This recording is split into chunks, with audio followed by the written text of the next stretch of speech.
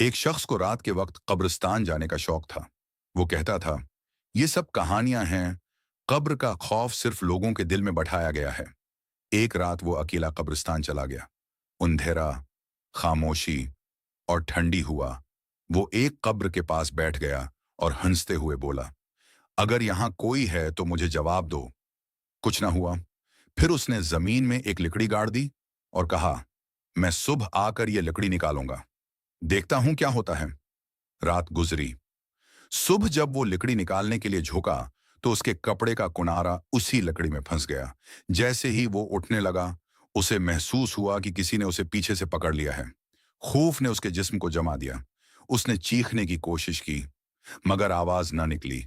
लोगों ने बाद में उसे बेहोश पाया। जब होश आया तो वो सिर्फ एक बात कह रहा था, इंसान अक्सर गुनाह से नहीं डरता, बल्कि अपने अंजाम को भूल जाता है।